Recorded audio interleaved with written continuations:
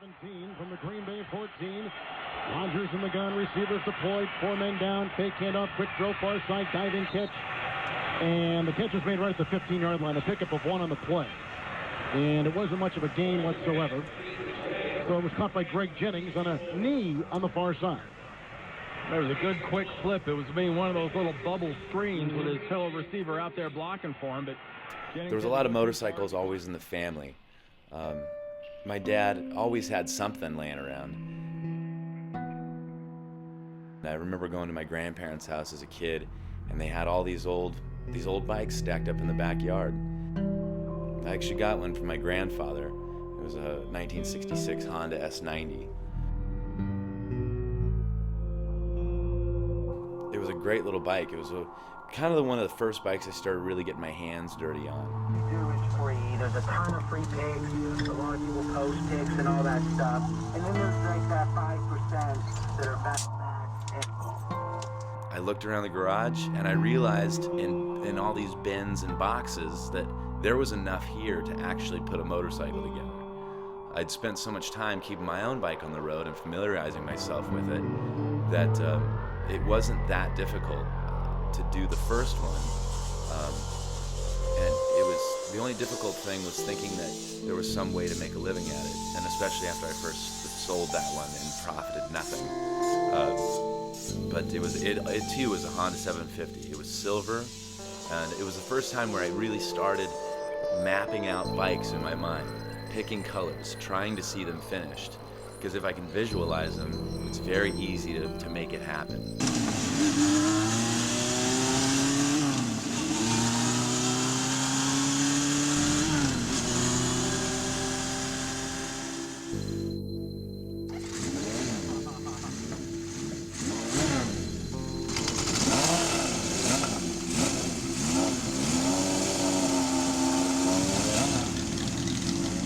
Cafe racers and hot rods share a similarity, which is funny because being from America, my influence has a lot to do with hot rods, but it's taken the shape of another influence, which was European-style bikes.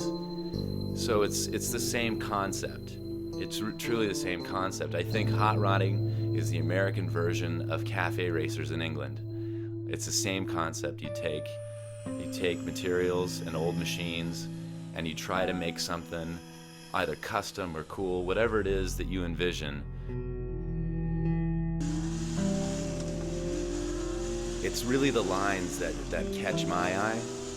You know, growing up not being able to really afford British motorcycles and not really knowing where to find them, there was a million Hondas laying around, and all I wanted to do was I had to figure out some way to sort of replicate what it is that I fell in love with about these other machines.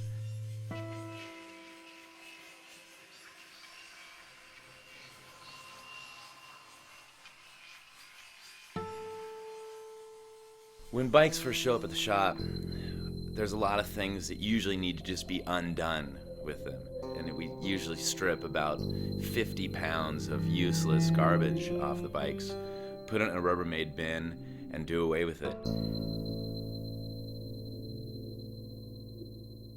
There is an evolution process that takes place because the idea is to create a machine that has only what it needs to exist, to work, to run, and what's left is just a shell. Really, it's just a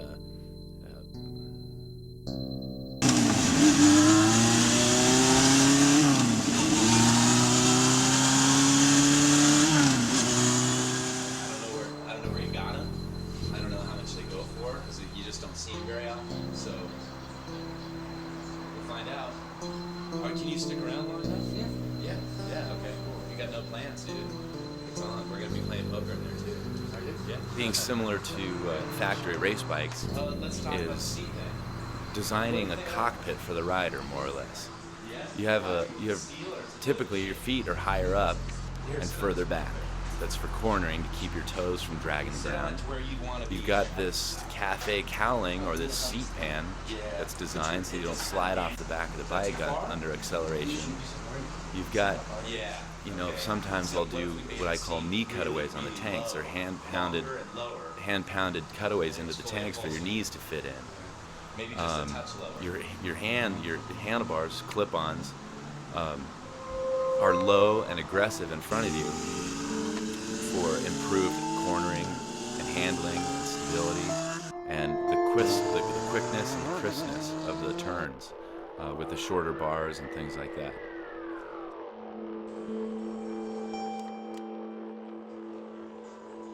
What happens when you get down to the bare bones of the bike, literally it feels like it has a personality, like it's asking for a line to be created. And that's what cafes have. There's a uniform line. And it's funny because sometimes you can look at them and they almost have a bad posture to them.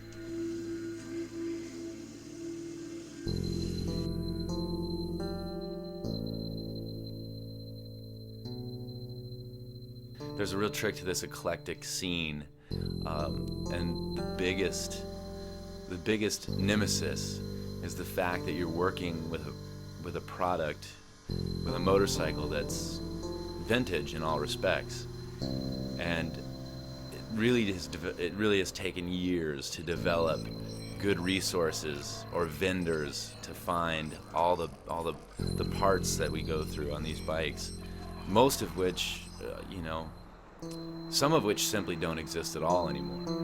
But I can think back fondly on road trips. My dad and I went out to all the way to New Mexico one time to buy a couple of these old Hondas, and throughout the years, it's funny, as the more you get involved with something, the more you kind of know where to go. You have these certain resources.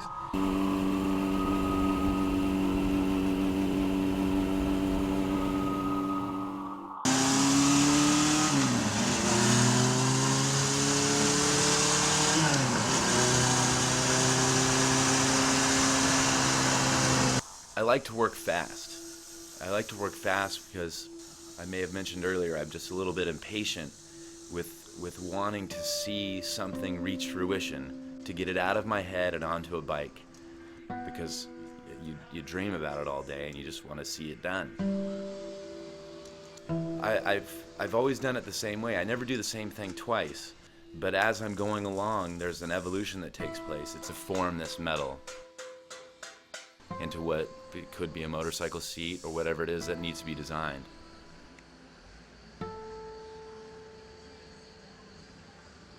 Even though you may be the one shaping it, it's a piece by piece kind of a thing.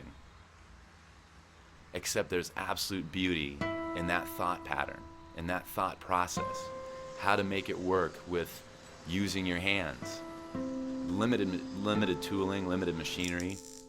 And you see how everything that's there is all that has to be there. There is no room for anything else.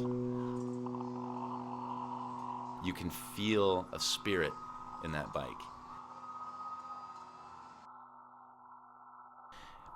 Nothing ever happens. There's no two designs that are ever the same, so it's always a brand new experience with every bike.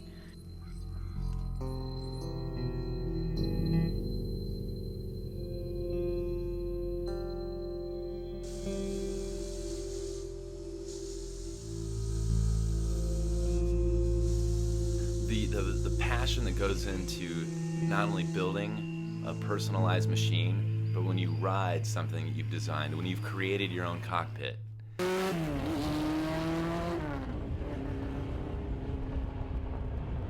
That's what I'm trying to do, is to create a more functional, elegant machine based upon what I was influenced from. I think it's just a different vibe. There's the burn. You're not gonna ever see this. Yeah, that'll be great. Yeah, but you know what? That'll be perfect. I know. You guys need to come down to Sugar Bears with us. We're gonna be in a bad part of LA. Yeah. 100%, Bring it back. Yeah. It's on the dark side. Literally. It's bad, dude. This guy, Sugar Bear, has like everything, any motorcycle part known to man.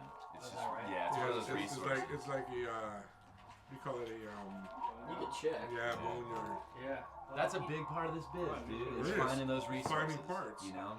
How long has he been around? Oh, shit, Since he's the been dawn of around since time, like the man. 60s. Oh, yeah? Yeah, he's old.